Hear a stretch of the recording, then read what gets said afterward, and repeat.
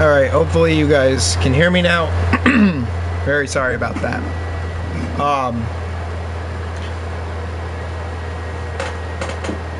We're gonna make some predictions for, of course, Bash in Berlin.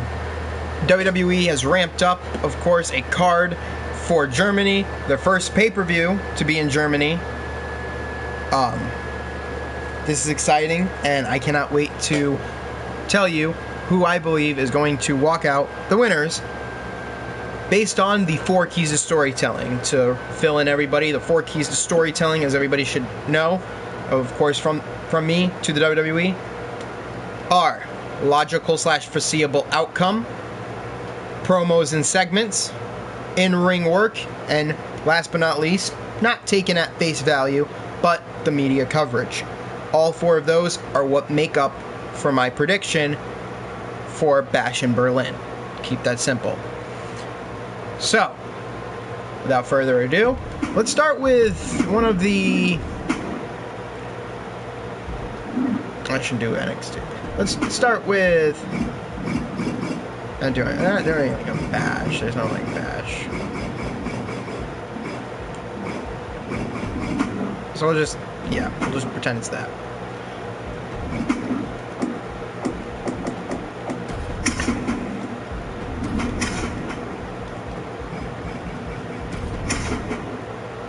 And there is really no Jade Cargill, so...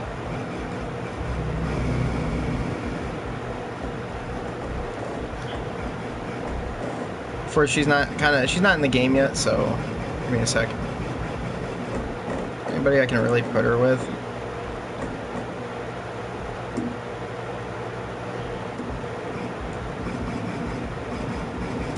We'll say Becky. So, it's going to be the Unholy Union, of course. Alba Fire and Isla Dawn taking on Bianca Belair and Jade Cargill for the Women's Tag Team Championships. Now,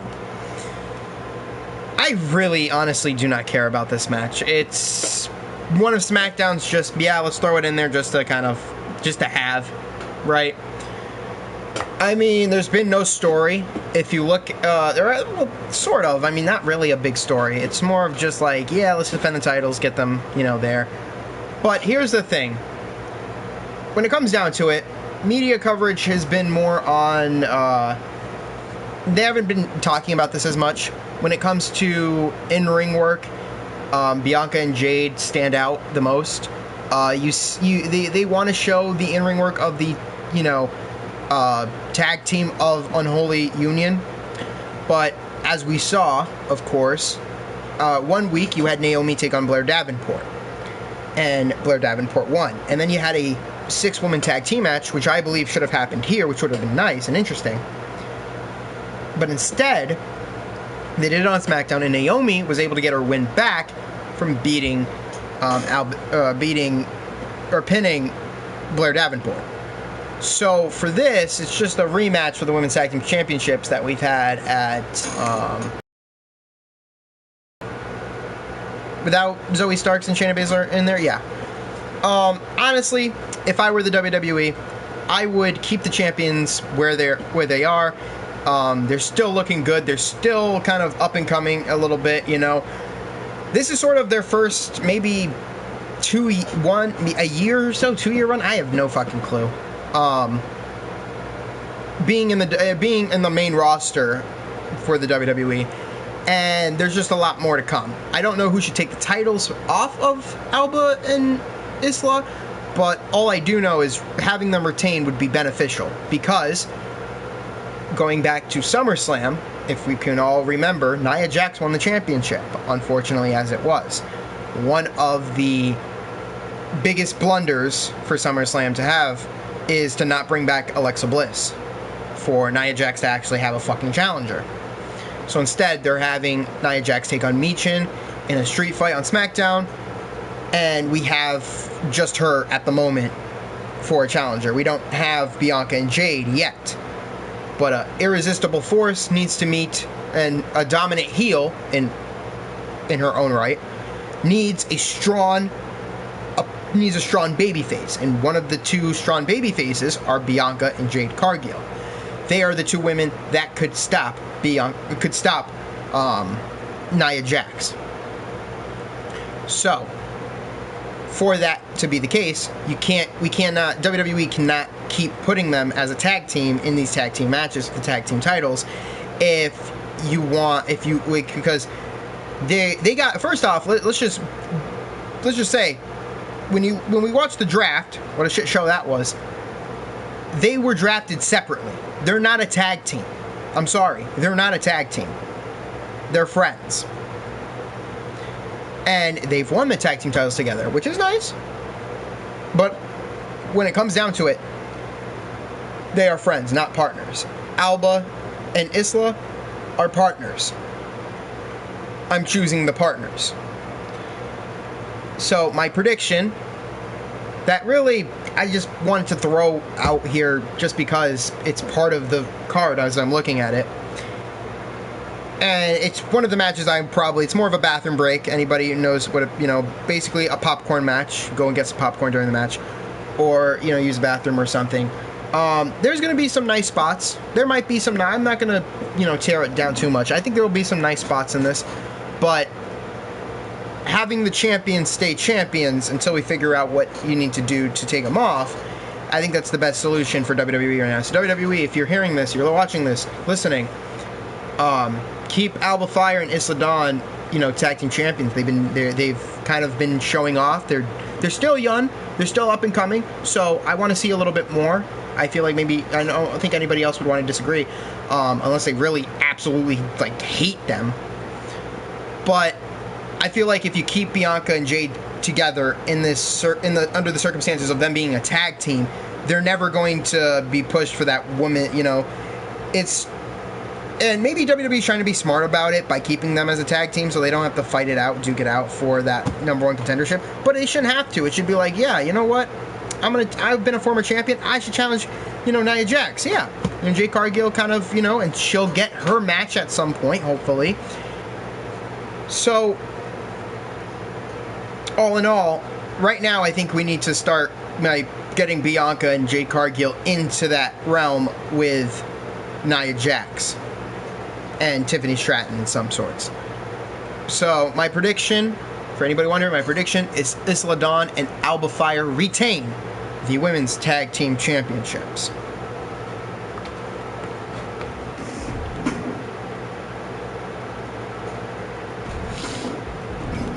Since we're on the topic of tag teams, I might as well bring up this little tag team here, of course, as we know. The Terror Twins.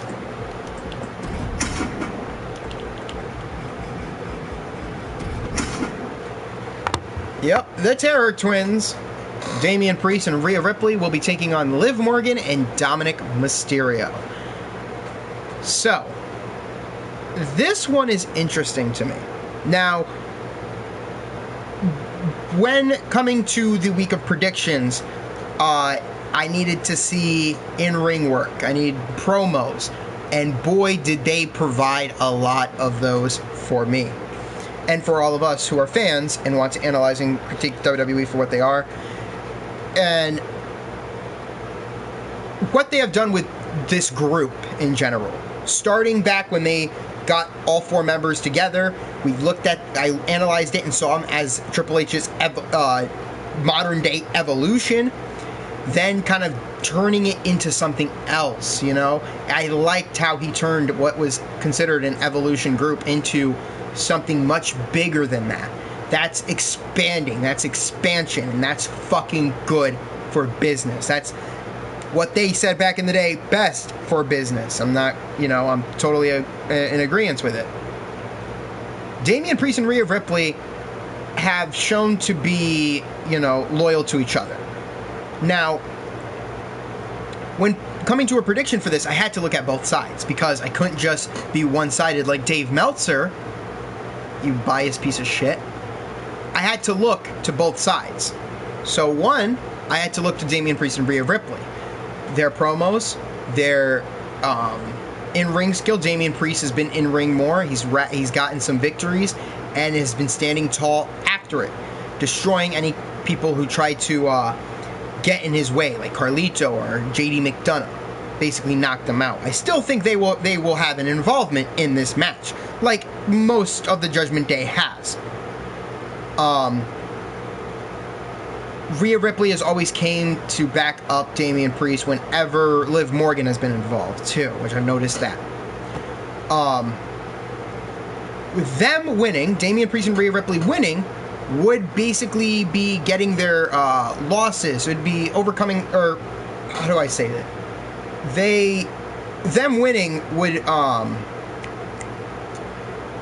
Them winning this match against Liv Morgan and Dominic Mysterio would avenge their loss from SummerSlam, because both of them lost 2 big World Championship matches. Damian Priest actually losing his World Championship for that matter. So that would be I wouldn't say, I was about to say detrimental. That would be a big loss for Damian Priest here if he loses.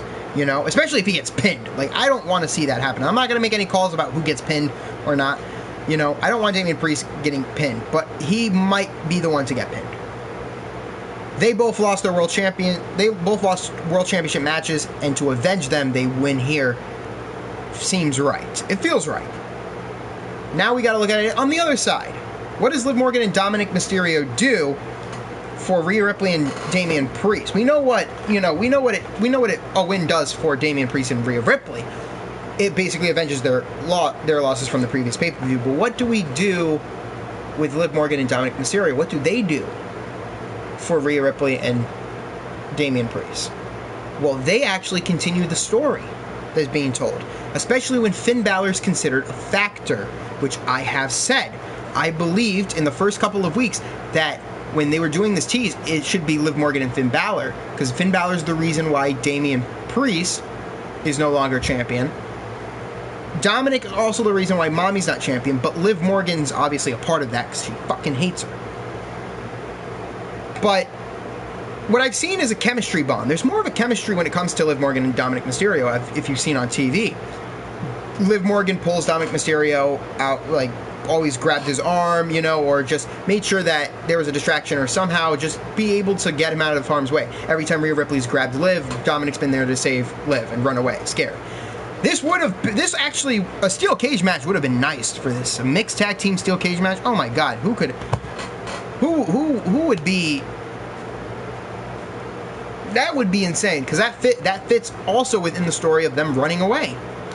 But as we've seen, they had a fight with them going around the arena in concession. So, one of the biggest factors in this match is Finn Balor.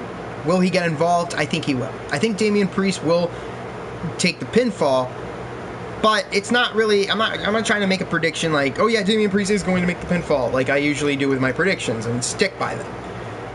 I'm going to stick by my prediction, and my prediction is that Liv Morgan and Dominic Mysterio, as those cunts are, they will pick up the win with the help of Finn Balor, JD, and Carlito. Carlito and JD getting knocked out by Damian Priest somehow, but Finn Balor ultimately costing Damian Priest once again. So hopefully we get a match between Damian Priest and Finn Balor at Bad Blood. Rhea Ripley can continue her little feud with Dominic and Liv, whatever, right? So here it's more of it really win-wins everybody out. Like, you got something for Damian Priest, Mommy continues with Liv, and Dominic's there to continue being kind of fuel to the fire that's already burning between Liv Morgan and Rhea Ripley. So my prediction is Liv Morgan and Dominic Mysterio win the mixed tag team match against Damian Priest and Rhea Ripley, the Terror Twins.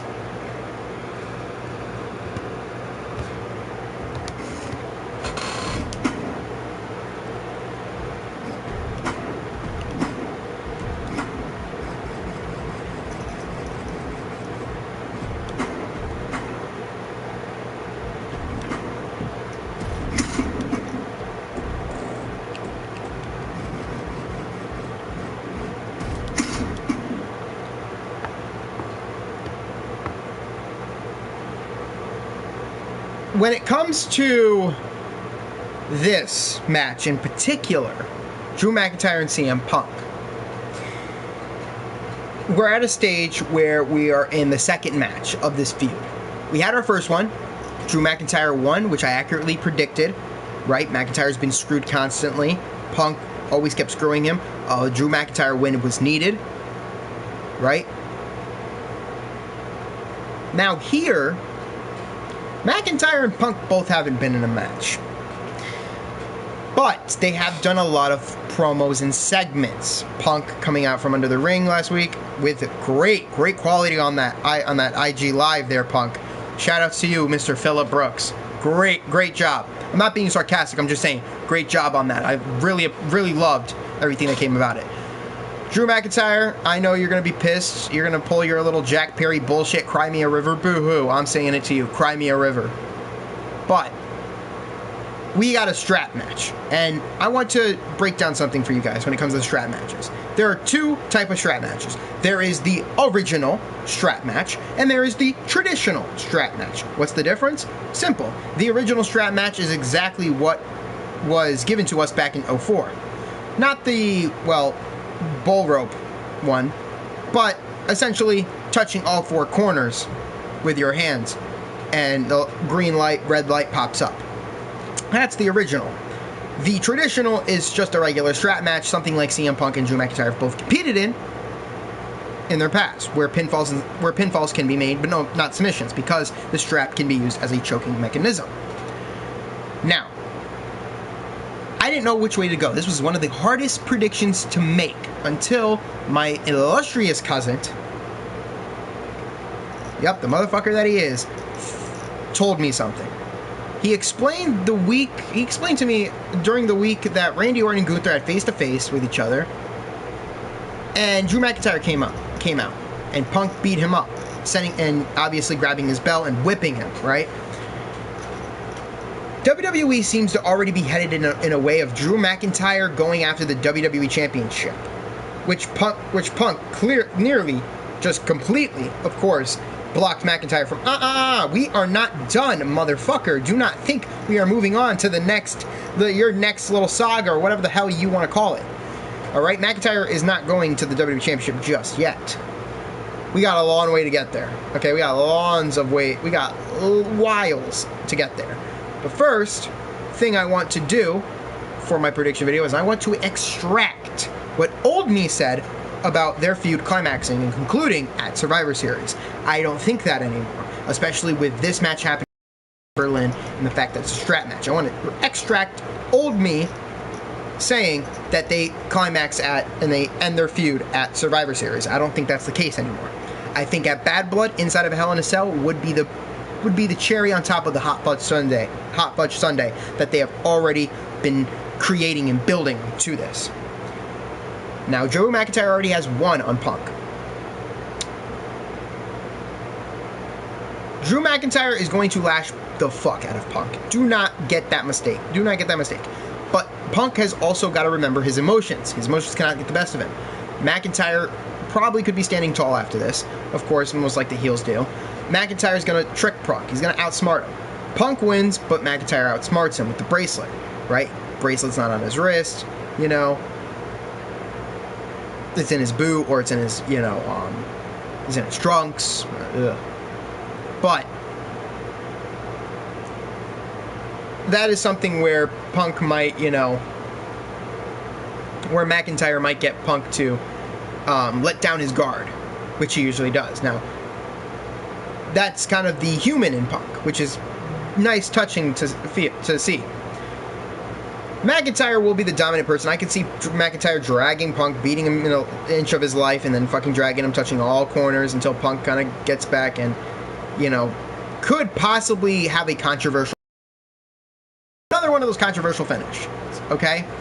Where hell breaks loose, there's no holding these people, there's no holding them back, somewhat kind of like how they did the first one, where Eddie jumped on top of JBL, but JBL's back hit the corner, so while Eddie's hand did touch the pad as well.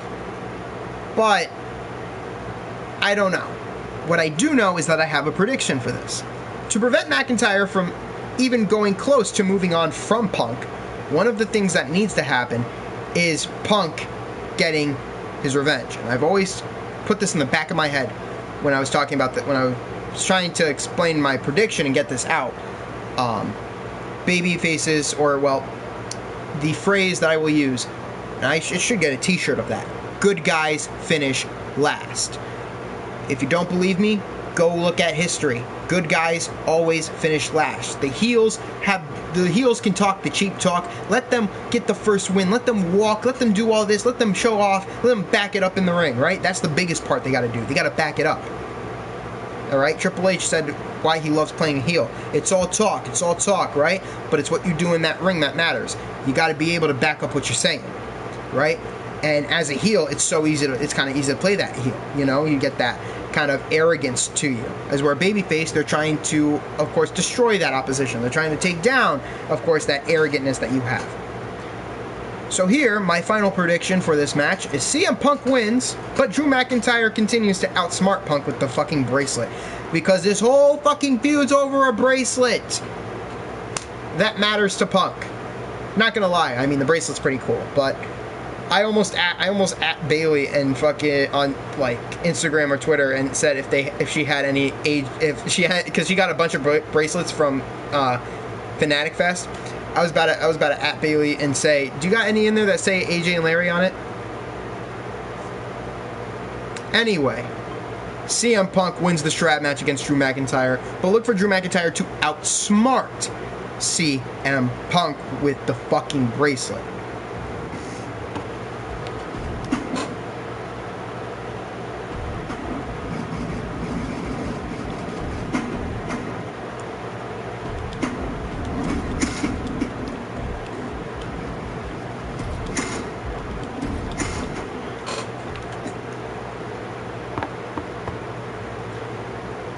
Now, I had earlier mentioned Dave Meltzer, as you guys have remembered. Yes, the biased motherfucker himself. I want to bring him back in this conversation.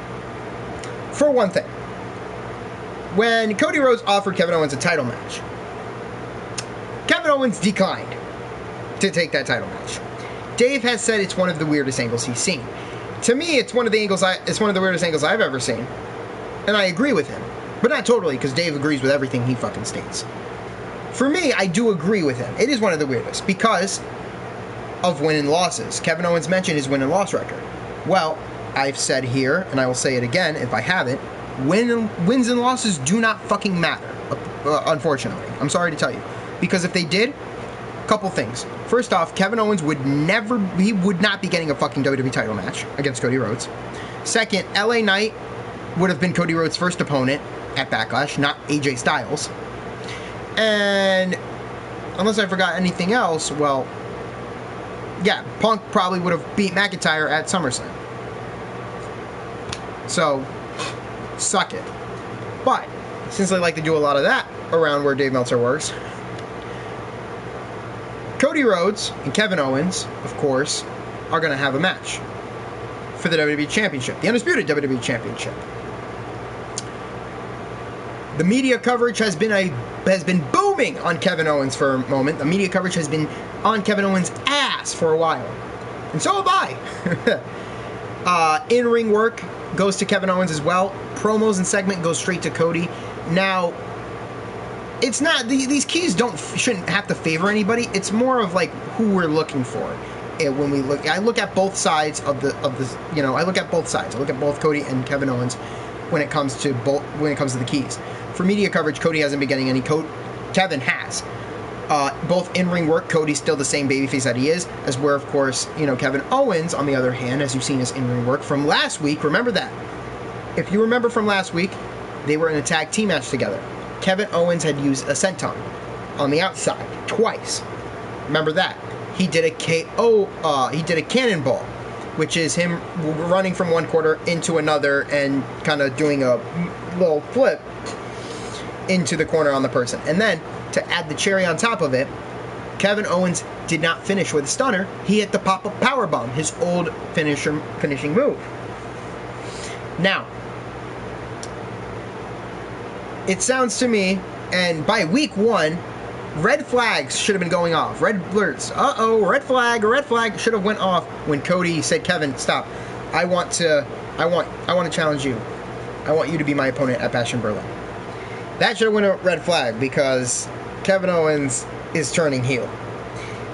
and I've stated in the past, maybe I should say it again and talk about this more. Babyface versus babyface work. And the reason they work is because one of them is destined to become a heel. One of them is destined to turn heel, whether it's at the event or after the event. One of them will become a heel. As where a heel versus a heel doesn't work because one of them have to be. It's not they're destined or going to later become it. No, they have to be cheered. They have to be favored. Somebody in that heel versus heel has to be favored. As we're in a babyface, it's okay for one of them to get the boo. And Kevin Owens is most likely going to get the booed. He's going to get booed. The people are going to turn on him. People are going to cheer Cody. Kevin will turn heel on Cody Rhodes. That's no-brainer. The media coverage has been covering that. When it comes to promos, Cody's obviously knows how to talk his way into something. I'm not sure he's able to talk his way out of this one, out of a beatdown. When it comes to, of course, the logical / foreseeable outcome, which I kind of haven't aforementioned, which is more of the prediction in itself, Cody Rhodes winning and then facing Kevin Owens in a first blood match at Bad Blood would be, would set the tone for this feud. It would really pick up.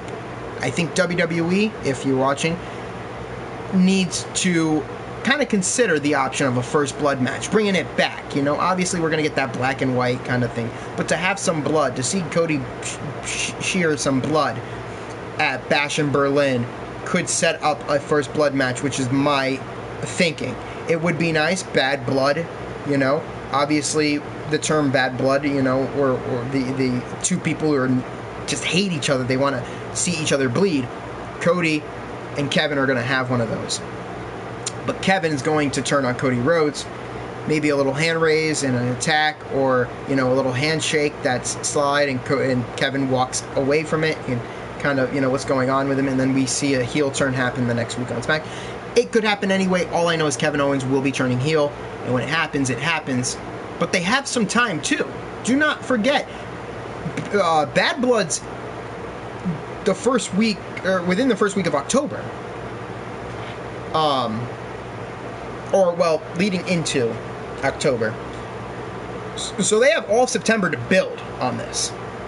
So even after the fact, like, there's still a chance where Kevin could turn heel somewhere in September, and it gets there. So WWE, I admire what you're planning for Kevin Owens and Cody Rhodes as a feud. It's really big, and I hope it becomes even bigger than what I think it is right now, which is an awkward kind of just fill in for Bash in Berlin. My prediction is Cody Rhodes retains the WWE Championship, with the bold prediction added of Kevin Owens turning heel on Cody Rhodes, whether it is at the event or after the event, and weeks to come. My final prediction is Cody Rhodes retains the undisputed WWE Championship.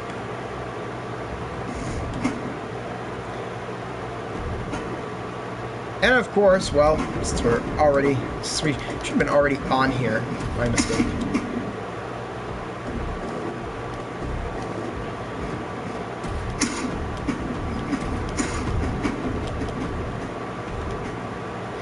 Randy Orton versus Gunther for the World Heavyweight Championship, with a stipulation, if I may read. If Orton wins the championship, he will be transferred to Raw, and Gunther will be headed to SmackDown. Now that does sound intriguing. That does sound a little bit good. I want to mention something beforehand. Gunther is defending his World Championship for the first... Well, actually, I shouldn't say the first time. He defended it during, of course, the Germany tour that he was on against Ilya Dragunov, which I think was perfect. All things aside, when we look at it on TV, for people who get to see that on TV, we don't really get to see the live events, so we can only get from what pictures or that is captured, or video that is captured. But this is on Premium Live Event. This is Gunther's first title defense. And one of my things about first title defenses with a new champion crowned is they're favored. Yes, in my, of course, there's no key that states that, but to me, I have seen it time and time again. The reason why the champion, or the new champion, is favored in their first title defense is because it sets up what is the unforeseen future, or the unforeseen outcome. As we know what the foreseeable is when we get to, of course, Gunther versus Randy Orton. And the whole lead up, the foreseeable, is the events leading up to it. Now, Gunther being favored here sets up the unforeseeable. We don't know what we're going to see from Gunther moving forward. So this is why it favors Gunther. We need, of course, to establish that Gunther is going to be favored here. They've had more segments in here and promos, and the media coverage hasn't been headlining, but they have mentioned that Gunther and Orton are kind of at it with each other. When it comes to in-ring work, we've seen what Randy Orton is capable of. We know that Gunther obviously hasn't competed in a match since facing Finn Balor on an episode of Raw before SummerSlam, as everybody can recall. Randy Orton faced Ludwig Kaiser in a match. We know, like we said, we know what Randy Orton's capable of. We've seen him. That's what leads me to the segment part. The second week building up to Bash in Berlin. The second week, the 12th, August 12th, right? Yeah. Got a calendar. August 12th episode of Raw. I believe that's also the same Raw that Drew McIntyre came out and distracted Gunther, which allowed Orton to hit an RKO. Randy Orton mentioned that he's a 14, about to be 15-time world champion. He's got a hot smoking wife. He's won Money in the Banks, won Royal Rumbles, did this, did that. Orton, ladies and gentlemen, if you don't know what Orton just did, Mr. Randy Orton held out his resume and said, read it and fucking weep. Veteran 101, ladies and gentlemen. Veteran 101, the first rule of a veteran is you don't show your fucking resume to your opponent, especially if they're younger than you. And the reason you don't is because a veteran, in my eyes, is used to put over talent. Not only that, but a veteran should not show. Now, of course, I'm not saying that they shouldn't appreciate what they have done. 100% they can praise what they have done. But to basically say, I've done this, I've done that, cool. No, not cool. Your opponent should already know what you're fucking about since you've been in the company for nearly 20 damn years. So holding up your fucking resume just basically shows, well, you don't need to win this championship, right? You've won fucking 14 of them. Within the first 2 weeks of build-up to the Bash in Berlin pay-per-view, this has probably been the easiest, or actual, not the easiest, I'm sorry. The easiest prediction was probably Cody Rhodes and Kevin. But Gunther retains the World Heavyweight Championship against Randy Orton. Because when we first came out with this is a redemption story, ladies and gentlemen. We were coming off of SummerSlam, but we were also coming off of King and Queen of the Ring. We had a controversial finish for the King of the Ring finals between Gunther and Randy Orton. Randy Orton's shoulder was not on the mat. So Triple H said that he would run this back again at some point, and here we are. He's running it back again. Gunther Orton number 2. So Orton is here to prove that not only is he going to be a 15-time world champion, yada yada yada, that he's a fucking veteran. This is a redemption story for Orton, actually. This story has nothing to do with his, accolades and his accomplishments. It has everything to do with the fact that Gunther, that his match at fucking King of the Ring was a mere fluke. It was a mere controversy. Like, literally, Orton's here to prove that he should have been the rightful King of the Ring. And Gunther's here to prove that he is the future. He is the World Heavyweight Champion, in which I believe he will still be. My final prediction is Gunther defeats Randy Orton. And having Ludwig Kaiser there as, ring announcer is really touching to get the cheers for him because he is from Germany. So I expect Ludwig to either get involved or have some involvement. But do not look for Ludwig to be the reason why Gunther retains, because we've seen this constantly from champions, and I kind of fucking hate to see it. In WWE, I honestly hate to see it. more and more when you put new people as champion and they get help from other people. Ludwig is going to be, this is going to be one of the times where Ludwig does get involved, but he gets knocked out. And Gunther wins purely because he is who he is. So Gunther defeats Randy Orton, and hoping that this is, because we wait until the pay-per-view comes, or we wait until the PLE is there, that Gunther and Orton main event. I would love for Gunther and Orton to main event Bash in Berlin, not Cody and Kevin. I'd say Kevin and Cody should open. Punk and McIntyre in the middle. You might as well do the Terror Twins right after Cody and Kevin, and then the Unholy Union before, you know, Gunther and Randy. That's probably what they have planned out. But yeah, that is my prediction. My prediction is Gunther defeats Randy Orton.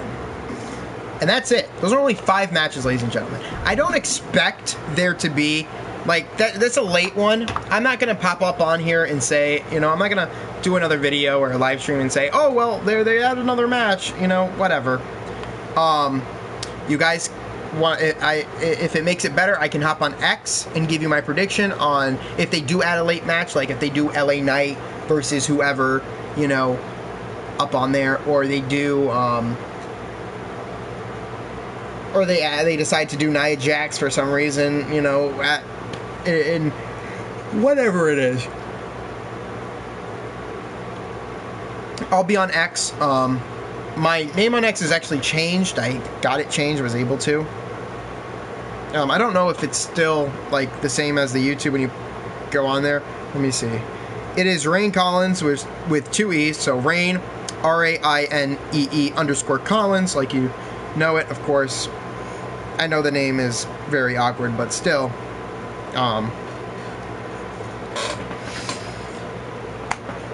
You guys can follow me on Instagram, and obviously subscribe here on YouTube to Hooded Afro. I want to make something also, another thing, kind of announcement to this. This channel, my channel, that I've had for now 2 years? But I've been on YouTube longer than that. I've been on YouTube way back in 2014, 2015. So it's been like 10. Actually, no. Sorry. I've been on YouTube longer. I've been on 2013. So more than 11 years, about 11 years. And I'm about to make it even more better. Because this channel will be officially changed to a review channel, ladies and gentlemen, for the WWE. I will be doing Raw reviews, and I will be bringing up SmackDown summaries, of course, in 2025 when Raw heads over to Netflix and SmackDown is onto the USA, NXT is onto the CW. So next year, by the start of next year, you will see reviews for Raw with me and my cousin talking about it. You'll get those reviews on Tuesday. Time-wise, we don't know. I'll let you know in the community tab. SmackDown summaries will be on Saturday, more in the afternoon, to kind of get us up and going for it. If my cousin isn't up for it, I will tell him to text me, give me a, you know, notice ahead of time. That way I can pull up the Bleacher Report and I can talk about it with you guys and my thoughts. Other than that, my cousin will be the one reading the he will be reading it. He'll be reading it out, and I will be analyzing it. And I can't wait for that. Predictions will be the same. I will live stream predictions, and then when it comes to the reviews, I will review by doing a video. Or if I don't feel like doing a video, I'll hop on here on live stream and I'll literally live stream it for you guys. Either or. When I do the predictions, they will be on 2K24 or whatever next video game comes out for the WWE, just to kind of keep it relevant and put the people in there. So, yes, this has been my prediction for Bash in Berlin. That will be in Berlin, Germany, in the Uber Arena. If you guys obviously are ready for Bash in Berlin, I know I am. I cannot wait for Saturday. I cannot wait to give you guys the review and talk about it on Sunday. So yeah, happy, be prepared, be ready, and I will see you guys on Sunday.